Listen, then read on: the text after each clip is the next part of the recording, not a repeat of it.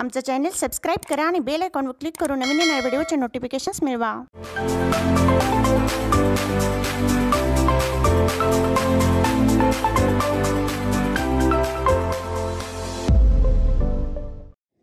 विविधतेत एकता आहे आमची शान, म्हणूनच आहे भारत देश महान।